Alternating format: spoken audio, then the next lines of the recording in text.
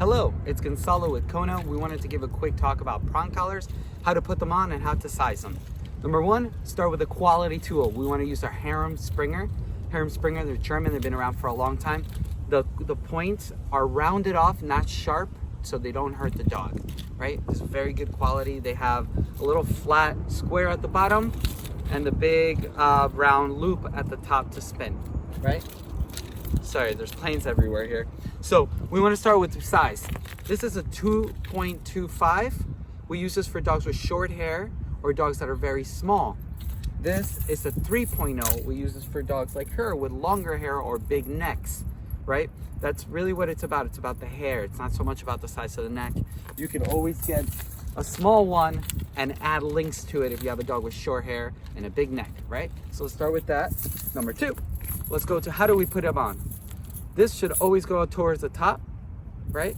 This part, and then the little box should go by the trachea. And it's okay if it moves around the top and it faces you, but we always want towards the top or facing you. We don't want it down below or anything like that when you're moving. Sometimes you'll see that it falls down in some, for some pictures and some videos of some people. That's okay, we'll talk about it too. But how do I put it on? I always disconnect these ones, the ones closest to the chains, right? And by disconnecting the ones closest to the chains, when I come to from the dog like this, and put that little box, you probably see that little box right here, and the bottom, I meet up perfectly where I meet the chain on the top of the dog, right there, right? So it's very important because then it leaves it right where you need it on the top. Good job, good job. I hope that makes sense. I'm gonna put it right on there on the top, okay?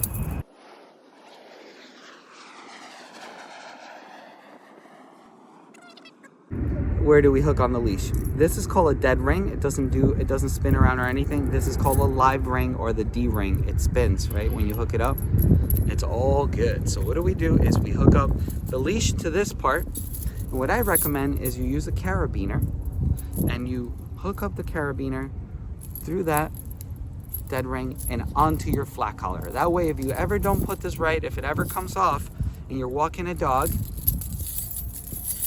you still have a dog with you. This is connected to the flat collar and this is connected to your leash. And you'll see here with this pretty girl that we're using that same concept right here. I'm not sure if you guys can see that. Carabiner is connected to her black prong collar and to the regular flat collar, right? Good job. Okay, good. It's one of the safest tools you could use. I recommend this as opposed to a flat collar for walking. A flat collar presses against the dog in one place. This imitates basically global pressure, right? What mama would work when she's lifting up a dog or when dogs are playing or correcting each other. You'll see that they grab their neck and pull everything. They don't just punch one end, right? Like we do when we're pulling a dog on a flat collar. So I really recommend these tools. They're wonderful, safe tools. The nice thing about this is that you have to use minimal force to communicate. It is a tool that you will end up, when you master it and when you use it slowly and teach it with patience, you will learn that with tiny little bits of pressure, you can get the dog to respond better. You can get the dog to keep you in its mind instead of you constantly having to drag it or redirect it from anything. So I really recommend these. I know they look barbaric.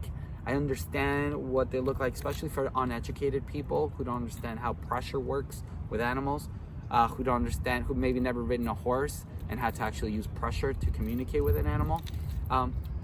As barbaric as it looks, it's the safest tool we got, and it's a tool that requires the least amount of pressure for you and obviously for your dog to have to communicate. So feel free to ask me any questions.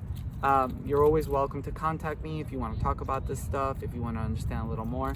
And if you're having any doubts on how to use it, don't be afraid to hire a professional in your area or anywhere where you live and just call somebody and ask them, hey, I'm having issues with this part and that part, you know, because it is a little tricky. When I first got my hands on them 20 years ago, when I was 16, I was a vet tech. It was a lot for me to have to process. I couldn't understand how something like this could work. I had a hard time putting it on and off, right? So it takes time, it takes practice. Another way I just want to show you guys, I put it on is, I go one loop in, one little in, and then this is why it's called pinch collar. Not because it's pinching the dog, but because we put it on one end, and then we pinch it, and it goes in.